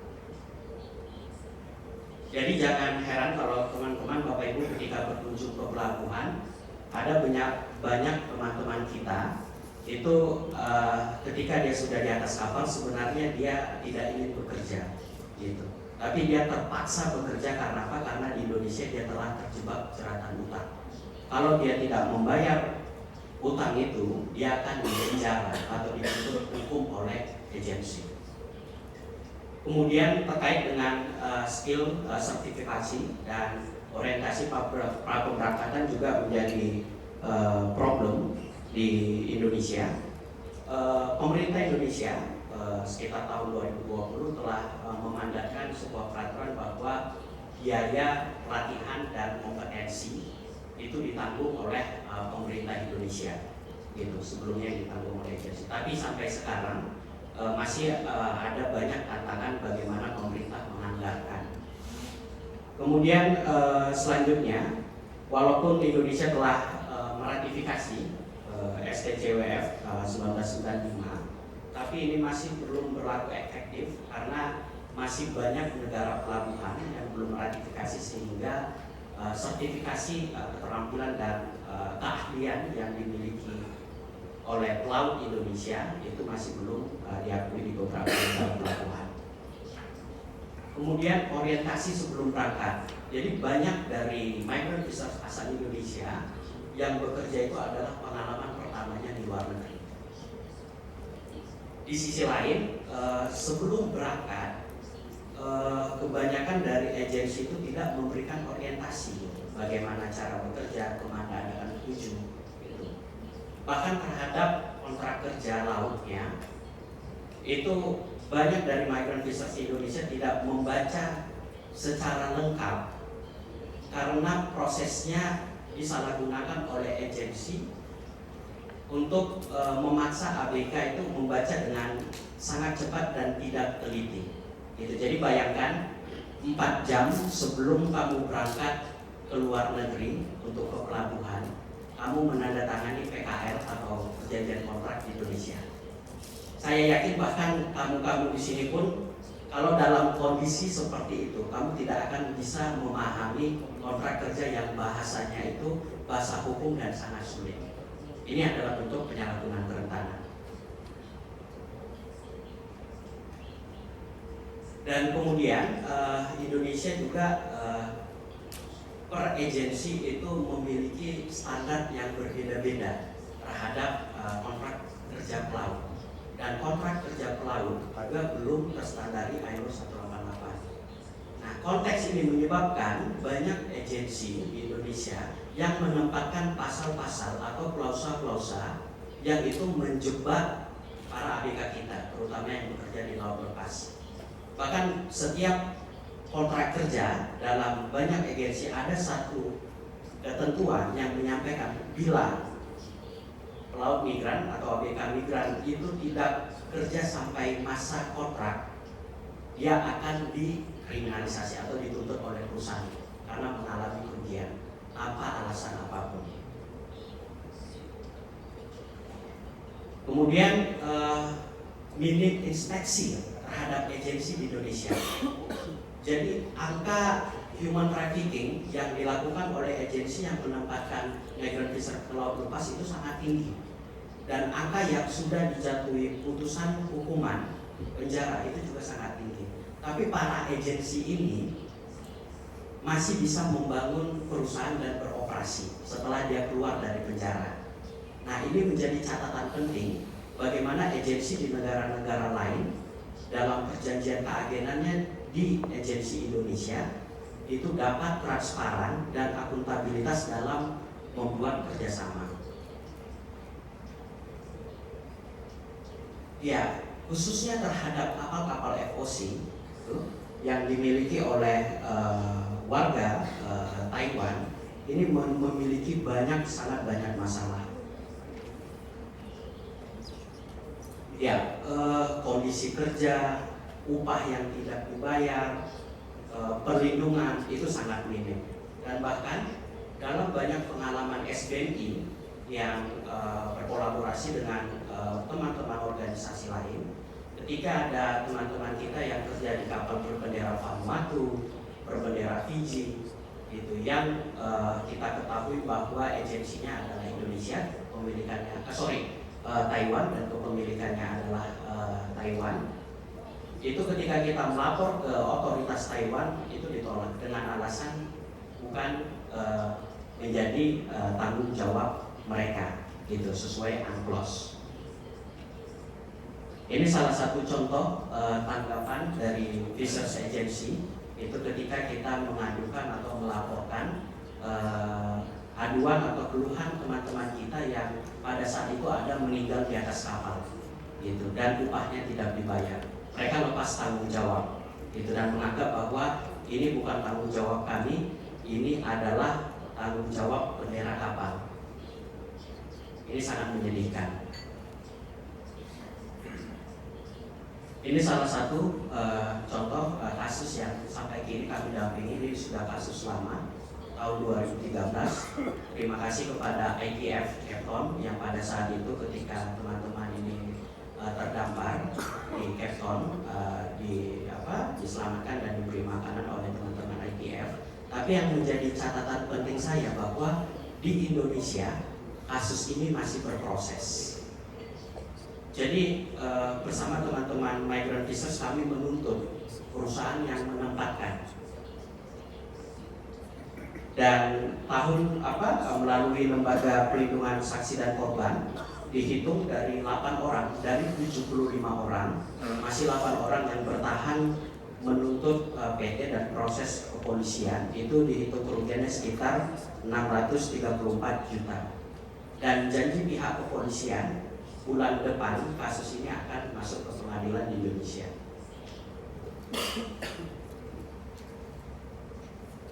Kemudian ini salah satu kasus juga tahun 2021 lalu. Ini kasus Samsul. Kalau kamu tahu, Samsul direkrut secara ilegal melalui untuk bekerja di kapal Tuan Yu 117. Yang menarik dari kasus ini adalah 2 kapal milik bendera Cina. Ini ditangkap oleh Badan Keamanan Laut Indonesia. Perusahaan dihukum, agensi dihukum, tapi ada satu kapten kapal warga negara Cina itu yang dihukum di pengadilan. Tapi sayangnya putusan pengadilan melepaskan. Dengan alasan apa? Alasannya sangat menjadikan karena kapten kapal melakukan penganiayaan di luar wilayah teritorial Indonesia. Sehingga walaupun perbuatannya terbukti, tapi pengadilan di Indonesia tidak berwenang memutuskan. Dan sampai saat ini kita nggak tahu kapten kapal ini dihukum atau tidak di negaranya. Kemudian ini Suprianto case, kalau teman-teman Taiwan tahu, dia ditempatkan di kapal Fu Jetsuin, gitu, yang dia meninggal karena akibat kekerasan. Ada dugaan keras human trafficking di sini, tapi pemerintah Taiwan sebelumnya menutup kasus ini, gitu, dan kabarnya sekitar tahun 2017 kasus ini dibuka kembali, dan sampai sekarang kita nggak tahu prosesnya sudah sampai di mana. Gitu. Ini adalah salah satu pertanyaan penting bagi kita tiap negara, bagaimana kita melakukan pencegahan dan terutama penuntutan. Gitu.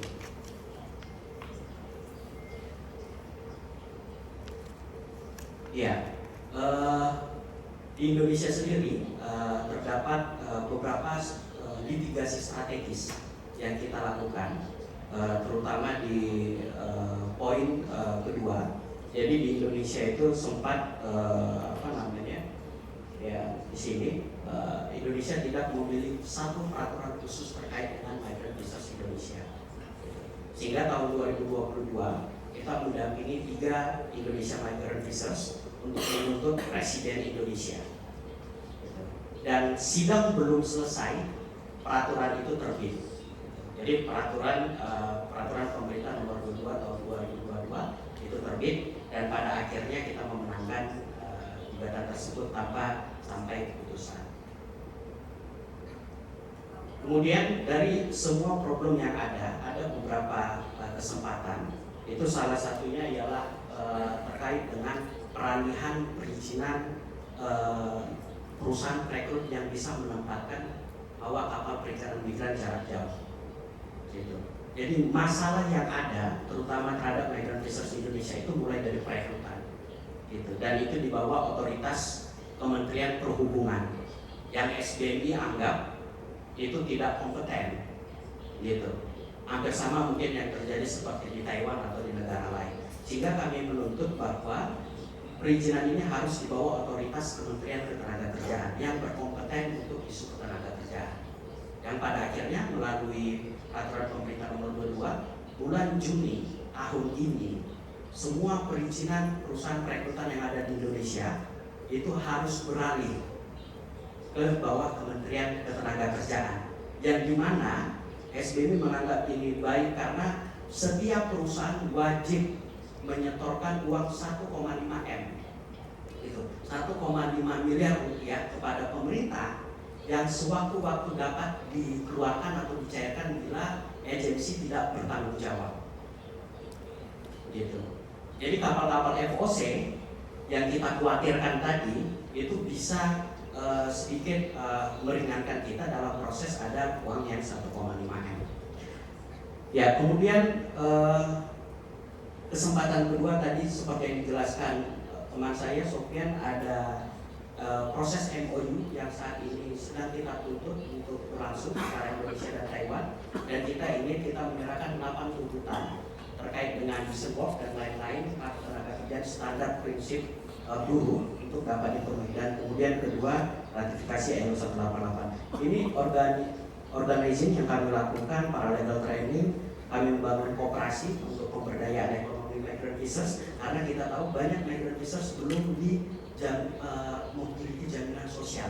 Bayangkan teman-teman AKP migran kita bekerja 20 tahun, tapi ketika dia pensiun, dia tidak memiliki jaminan pensiun atau tidak memiliki jaminan hari tua. Bayangkan, banyak teman-teman pelaut kita di Indonesia ketika dia sudah tua, dia menderita. Kemudian kita melakukan riset dan investigasi. Nah, ini yang penting. Kami mengumumkan awal bulan Mei lalu, kami telah mempublikasi film ini, film Before UK, yang ini diambil dari cuplikan-cuplikan handphone yang dimiliki oleh teman-teman kami yang bekerja di atas kapal. Gitu. Bendera kapal atau kapal siapa yang diceritakan dalam film ini, masa bodoh kita nggak mau tahu, tapi kita yang ingin tahu, yang ingin kita perhatikan adalah bahwa migrant visas terutama asal Indonesia dan negara-negara lain itu harus dilindungi, terlepas dia berasal dari mana. Terima kasih, salam. Bro.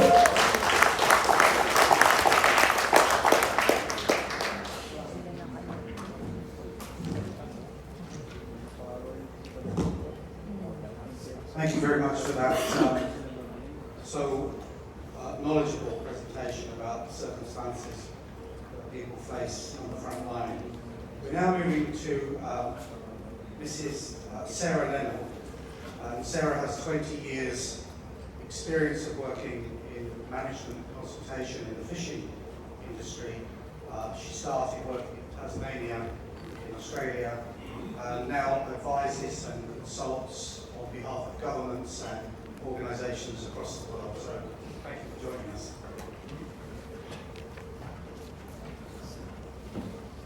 Good morning, everyone, and thank you to the organizers for inviting the network, giving us the opportunity to speak about our organization and our work.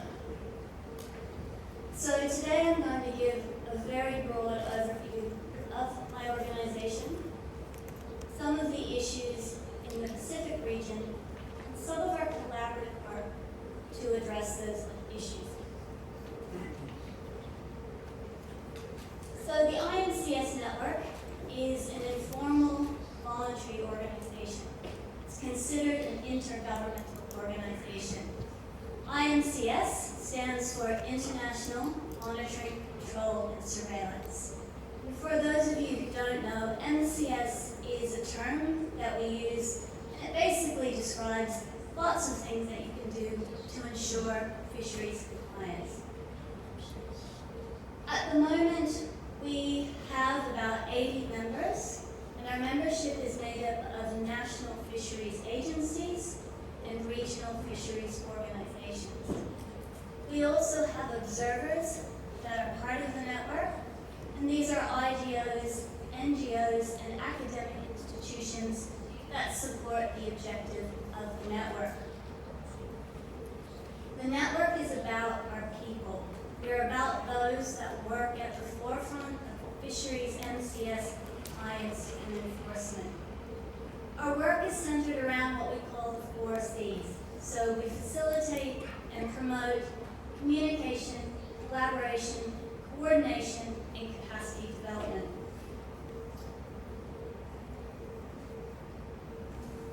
So as I said, we are about our people.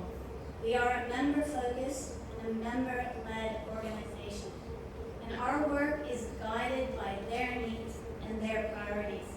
It's really important to point out that we're not an NGO, we're not an advocacy organization. Our work can be quite broad, or it can be quite targeted, but it is always needs-driven. And we are able to deliver that work because of the relationships we have with our members, and because our staff have all done the job. We are made up of fisheries officers, compliance managers, prosecutors, and inspectors. We are also able to leverage that 80 members to contribute and work together to deliver joint work. That's a really important aspect of our organization. We have articulated 3 objectives recently, and I just want to draw the attention to the 3rd one.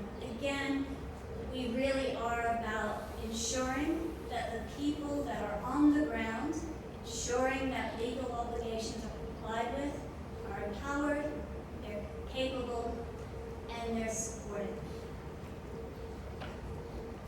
The organization is 20 years old, and it's sort of ebbed and flowed over that time. It is going through a period of growth and strengthening, and we're really excited about what the future holds for us. What we want to make sure that we do moving forward in the future is stay true to our principles of promoting and facilitating that collaboration and communication, because that was the reason the organization was started 20 years ago. Close. It was basically a number of countries came together and they said, we can't communicate with our counterparts in other countries. If we want to, we have to go through foreign affairs. So we want this informal mechanism, and that really still sits at the heart of our work. So moving on to labor standards in the Pacific, I'm going to keep this very high level and very brief. We could have a whole presentation on this, but it's my hope that by doing this, I give you a little bit of context about our work in the region. So labor standards on fishing vessels and the issues that have been discussed widely over the last 2 days was identified as a key issue in 2017 when the Pacific Islands Foreign Fisheries Agency and the ILO issued a joint paper.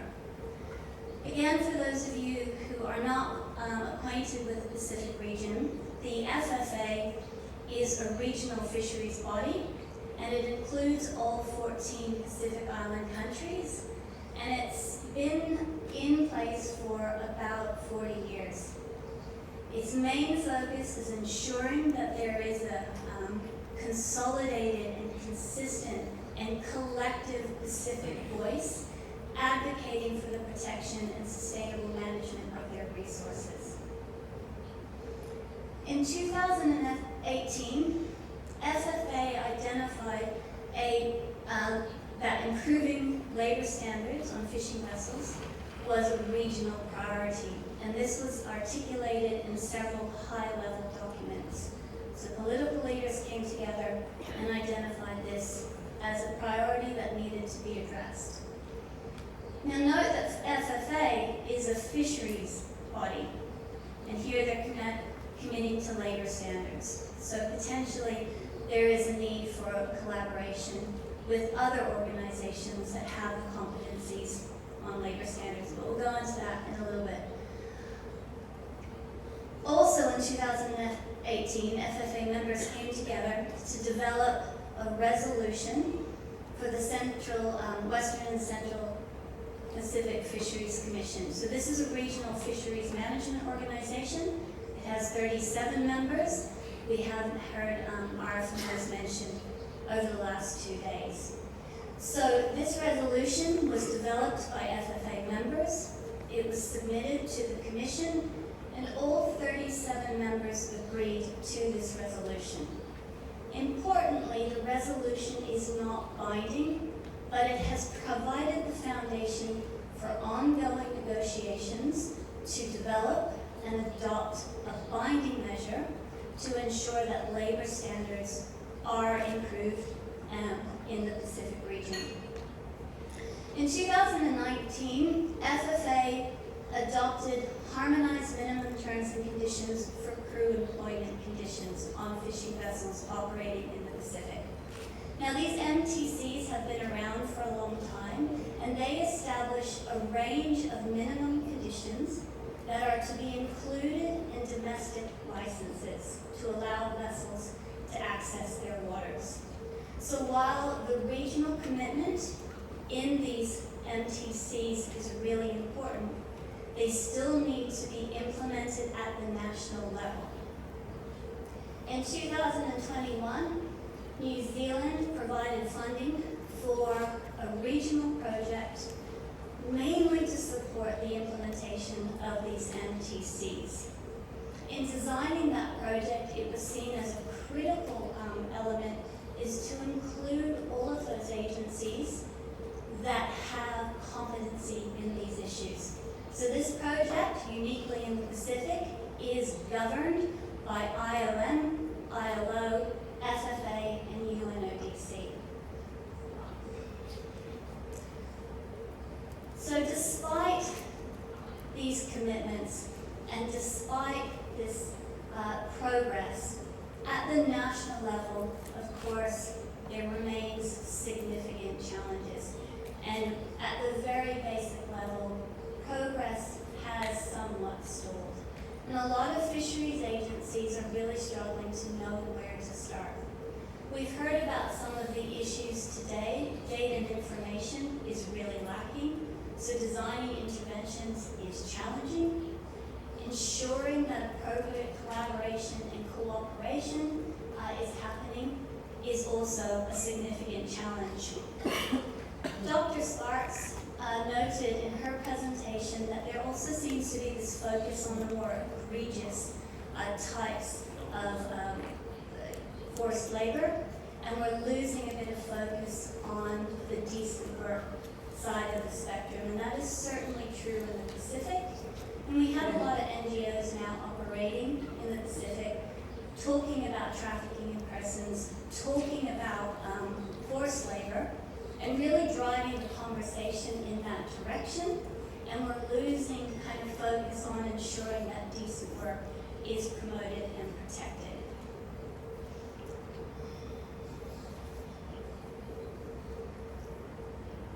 So just recalling Eric's presentation about this considerable lack of data and information, it is a critical issue, and it was as the regional project was designed, and now, a few years later, it is still a significant gap.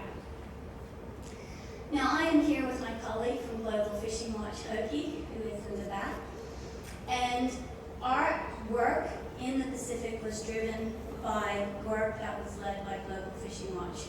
Some of you may be aware that Global Fishing Watch has been undertaking work to develop a model to see if that they can examine vessel behavior, and that could indicate a risk for a vessel having forced labor on board.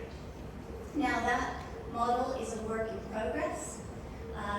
It is something that may work, but we recognize that it may not.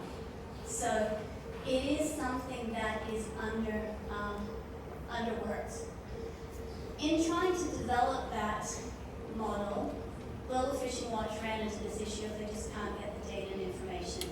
And it's really hard to develop any model if you don't have the right data and information. And so this was a unique challenge that they were facing.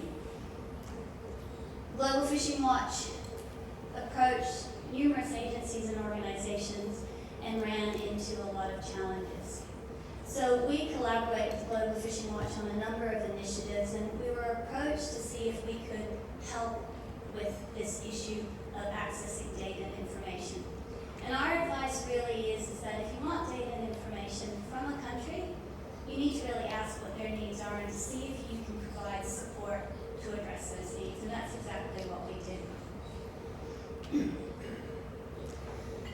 So this work focuses on kind of three broad areas: communication and collaboration, data and technology, and risk assessment. So we are working with the Fiji Ministry of Fisheries.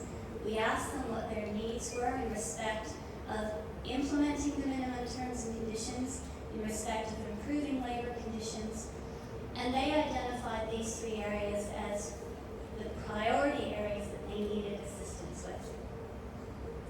So in relation to the first one, around collaboration and communication, the network was really able to act as a connector between national and regional agencies to help advise and support Fiji in their efforts to improve labor standards on fishing vessels. The other thing that we did is we supported work to talk to the fishers, and again that has been raised as a key need, is we need to talk to those who have the experience on the vessels and who have the knowledge to help inform policy decisions and interventions. The other part of this is data and technology, and so we are supporting the Fiji Ministry of Fisheries to improve their port inspection regimes. So they have a fairly well-established regime to inspect vessels at port, but it was a little bit outdated, and what they really wanted were electronic forms to help support those processes and some tablets. So in that case, it was a very targeted piece of work, very small, but we hope has a lot of impact. So we were able to translate their current inspection forms into an e-form and provide those on tablets. We were able to expand those e-forms to include provisions to examine labor standards on fishing vessels. So there's no legal mandate for that, and there may be limited ability to respond to issues if they are identified in the short term, but it does provide the basis to start moving in the right direction. This work also then feeds into broader work to help Fiji develop risk-based compliance approaches so that they are using their limited resources to target their inspection and other compliance and enforcement responses.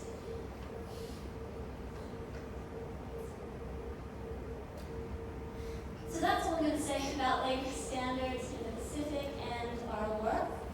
I would like to just highlight this last initiative.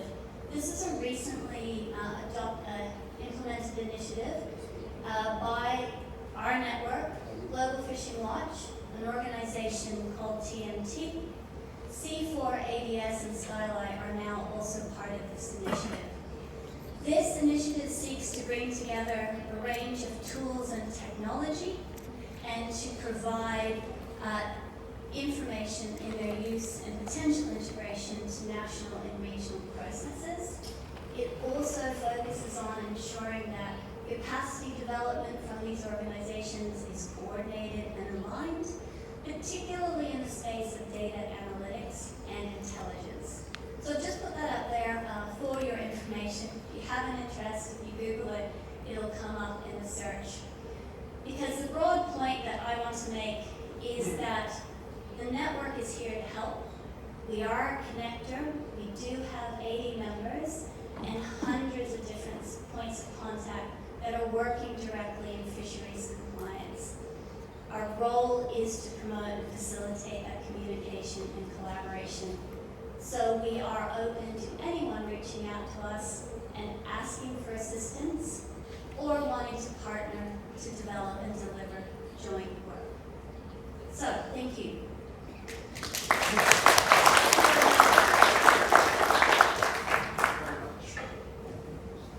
Thank you very much, Sarah. No, we've got time for a few questions. We're not going to let you go yet. But we can join by the two previous speakers, please, as well. Just for some questions. So we have questions from the floor, obviously from the unions, and then some real work that we see about supporting efforts and identifying the challenges. Duration of the contract. Yeah, you raised the question the first time when we met in Jakarta a few months ago. Then I have a deeper thought. I think yes, it is strange. Why is 2 years? But actually in Taiwan, all the migrant workers contract they are 3 years, and you said it should be 1 year. I think, in my opinion, I think it should be a long-term contract instead of a fixed-term contract. Because for the benefits and welfare of the workers, there are two kinds of contract, right? We all know that we are from the unions. The fixed-term contract is not so good for the workers because it's always fixed. It's finished whenever it's finished, and there's no benefits. No benefits from the seniorities, from the years you do the services. And actually, the workers they are not temporary workers. They need the works, and the employers they need the workers. So supposedly the employers they need to hire them forever.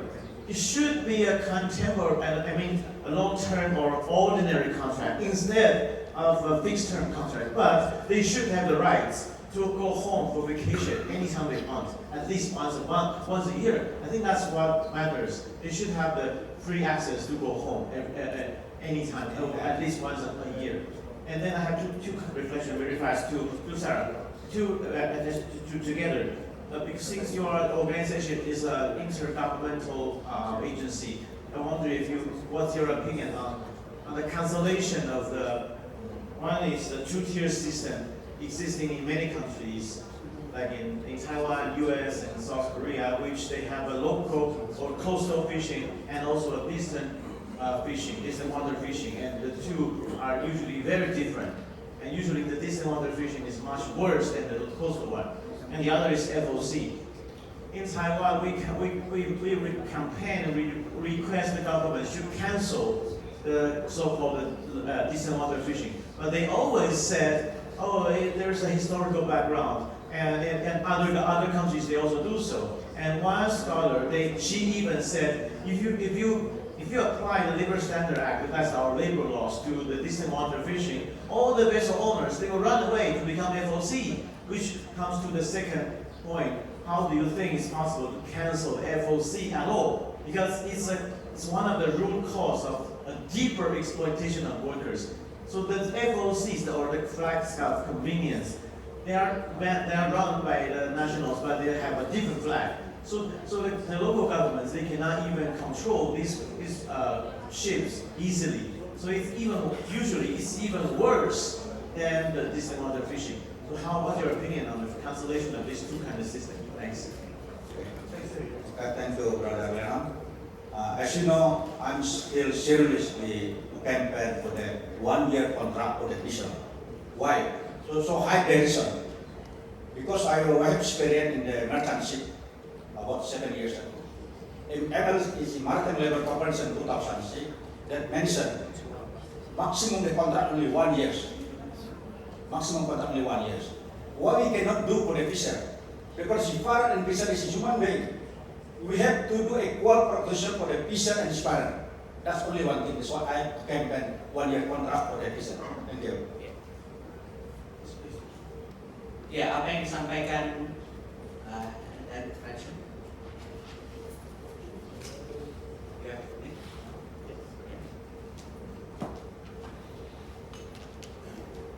Ya, apa yang disampaikan Lenel itu benar adanya, dan kita frustrasi melihat standar perjanjian kerja laut yang tidak adil ini. Yes, it is true what you have just said, and we are also frustrated when we look at these situations. Pasti tiap negara dan tiap agensi itu berbeda-beda, dan apa yang kami perjuangkan saat ini terutama untuk Taiwan dan untuk kapal-kapal FOC ialah melalui MOU yang akan dibahas oleh pemerintah Taiwan dan pemerintah Indonesia. Kami telah menyampaikan 4 tuntutan di situ yang seharusnya tiap agensi itu dalam kontrak kerja pelautnya itu harus memenuhi standar ILO 188, dan tidak ada tuntutan kriminalisasi atau retaliasi di dalam kontrak kerja. It is true that there are different systems put into place according to different agencies and different nations. And what we're trying to do with these FOC vessels is to try and move forward this MOU that will be discussed by both governments in Taiwan and Indonesia. We want to demand that these agencies adjust their contract according to the ILO CA8, so that there would not be any unjust retaliation to the migrant workers in question. Thank you. I will attempt to answer both questions. You make a really good point. In any country, you often have two kinds of fisheries. One is your distant water fisheries and your coastal fisheries. And so the thing that I would say about that is that effective compliance is needed to manage both regimes. And we really do promote that compliance approaches need to be targeted, they need to be fit for purpose, they need to be cost-effective, legitimate, and agile. And so whether it is with distant water fisheries or coastal fisheries, those kind of principles need to be employed when you're developing your compliance regimes. On the second point, my brain's just on flags of convenience. I think what it broadly speaks to is that a policy decision can be made with all good purpose, but that it has unintended consequences. So that is something that we also promote, is that particularly with compliance action, you need to be mindful and examine unintended consequences. The best example that I know of addressing that issue is in New Zealand, that if you want to fish in New Zealand waters, you must flag to New Zealand, and then you come under the domestic legislation, including as it relates to labor standards. So there's a number of other things that we can talk about, but that is a particularly effective approach that has been adopted. So thank you very much to presenters there. We've got to stop this session, but I'm sure people can find you at lunchtime. We're now moving to our next session, which is entitled Shining Light on Stella Maris UK's Mission, Supporting Migrant Fishers Against Exploitation and Trafficking. And presenting on this is the Chief Executive Officer of Stella Maris UK, as Tim Hill, who is a former British Army senior officer for 36 years, served in strategic and operational roles across the globe, and in 1995 he was appointed as a member of the British Empire by Her Majesty the Queen. Tim, over to you. Thank you.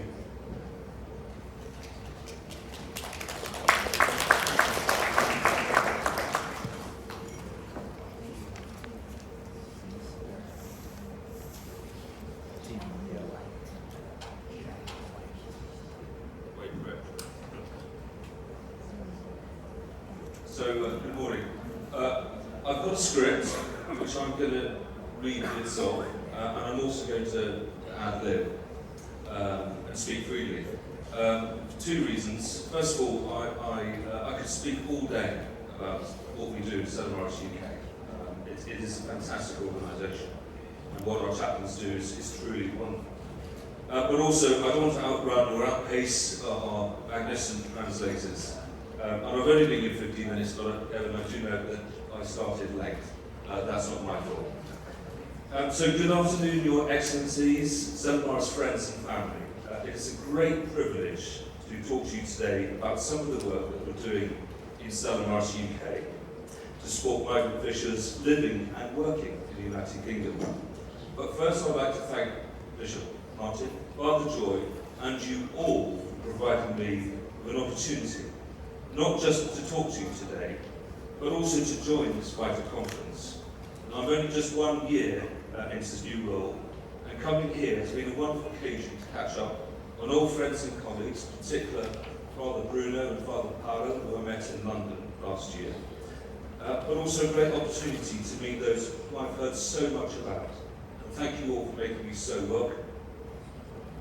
Now, I mentioned I've been in the job for just a year, so I guess I'm still learning.